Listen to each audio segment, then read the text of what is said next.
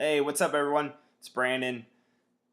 So I recently I went to the Chicago City Treasurers Small Business Entrepreneur Expo. It was the 14th annual expo. Been to it before, a couple of years ago, actually probably like 4 years ago. Fantastic event, big turnout. At the time when I first went to it, it was okay. Some of the speakers were okay. I thought I could do better than some of the speakers. The case this year was pretty much the same, although there was definitely a uptake in the quality of the event, the speakers at the event, and it was is definitely worthwhile.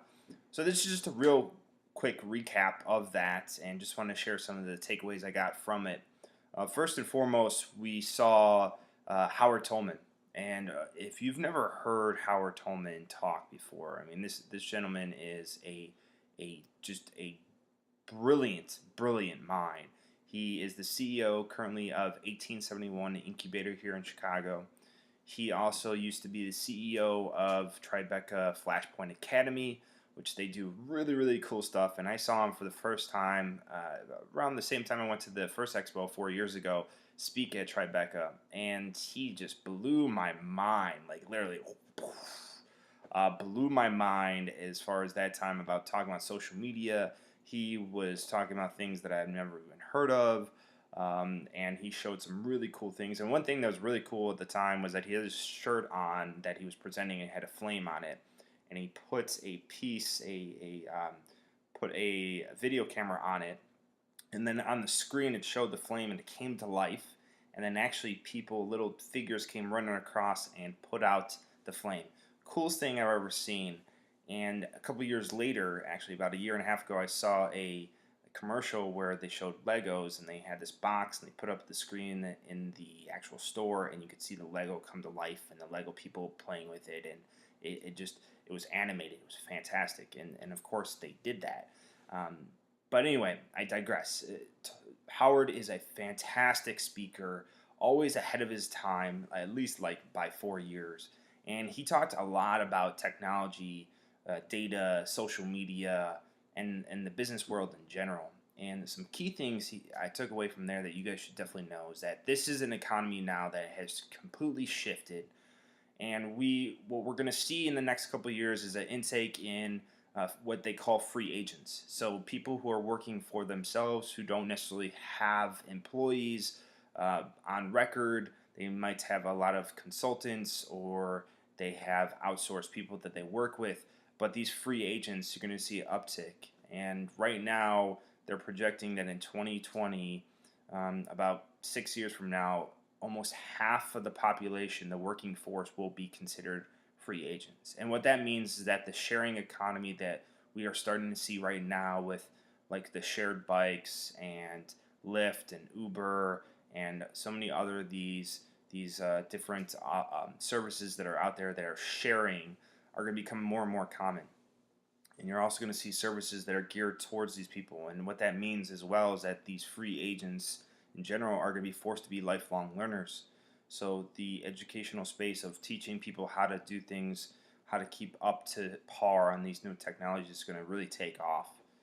Some other things from Howard were the data that people have now is just phenomenal. I mean, this was a really scary fact that he brought up, but he basically talked about how the credit card companies now can predict before a divorce is actually going to happen, and that's based off of their purchasing habits. And I mean, wow, like really, that is just mind blowing to me. And it's not surprising, but when you hear about it, when you first hear about it, and this is your first time hearing, you're gonna be like, holy shit! Like seriously, they can do that. Yes, and it makes sense because they have data. I mean, data nowadays rules everything, and people are paying a lot of money to get that. And 60 Minutes did a special talking about how when you go on the website, there's all these crawlers, and you don't know it, but there's a website that allows you to see it, and on average, there's about 20 different people looking at you on a website.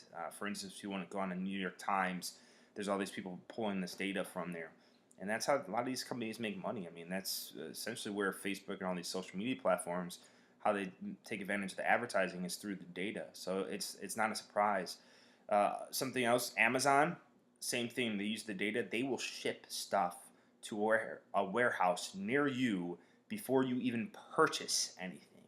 It's ridiculous. So they know your habits. Once they get you down, they understand that you're probably going to be purchasing something soon. So they make it convenient. They send it to the warehouse. And that's why a lot of times if you order something consistently off of Amazon, you might start off, the first time you might see it is comes from Tennessee, and then the next few times you'll see it's coming from a warehouse closer near you. And so they can predict this stuff. Disney has these bands. Now, this is a Nike Fuel band that I live and die by. Does it really work? I'm assuming it does because I trust the brand. But Disney has the magic wand, or band, I'm sorry, the magic band that you can put on your wrist when you purchase. And because they put all your information in there, they have now at the parks where Goofy, inside his big head, has a little camera or a little screen that says what your kids' names are. So when you come up there and they scan your band, they know your kids' names are. They also know where you're from. And so he will actually personalize this stuff. And this is where technology is shifting to. And it's phenomenal. It's cool. It's scary all at the same time. But, you can't really do anything about it. That's where it's going. But it's very interesting in how things are shifting. Howard talked about a lot of other aspects, and there's more in the blog about the key takeaways. But those are some of the things I just wanted to share with you. There were a few other sessions that I went to. One was was a networking one, which was actually it was supposed to be like 4 panelists. I think it only turned out to be 3. One of the panelists was Steve. I forgot his last name, but he's the president and CEO of the Better Business Bureau, and most everyone knows what the Better Business Bureau is. It was really interesting. I never expected him to be on a panel like that. It was a packed room. He was there with another gentleman who was the CEO of the Chicago Innovative Awards, he was interesting. I believe his name was Luke. And then we had Tom, who is the COO of 1871, which is who Howard Tullman works with very closely.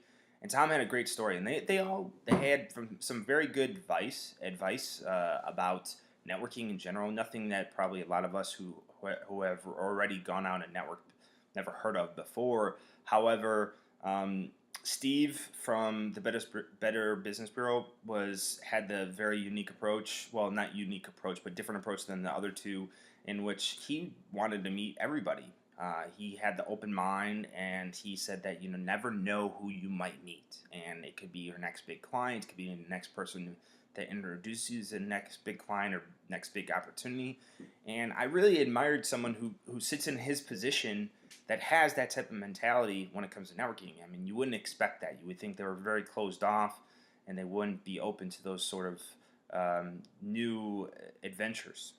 So it was refreshing to see that.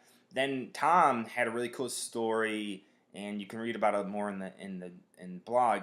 But he talked about how he wanted, he was working currently at the University of Chicago, wanted to actually get a position at the mayor's office when Rahm just got elected, and he needed to network his way in there. And actually how he got into the office was, although he was spending a lot of time networking, he just ran across somebody on the street that he knew, more so an acquaintance, not really somebody he really knew that well.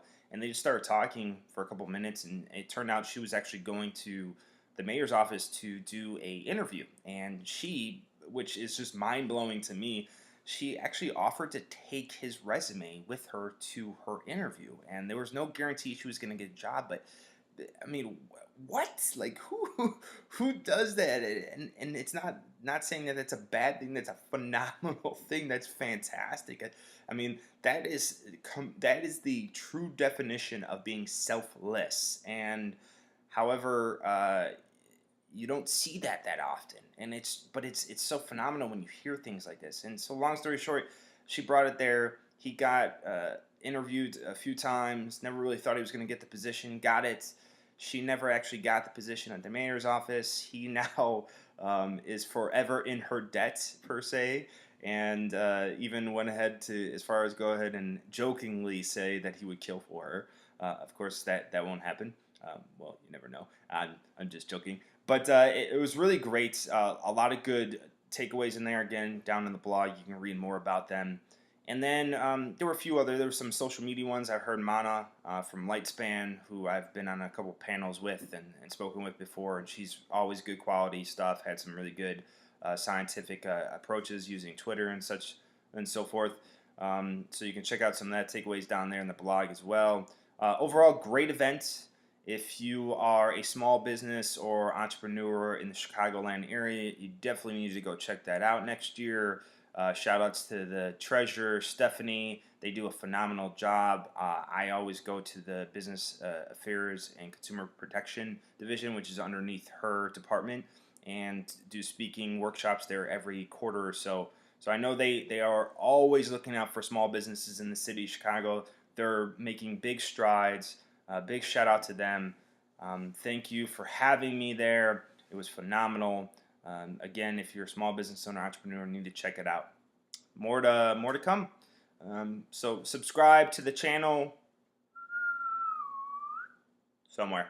And we'll check you later. See ya.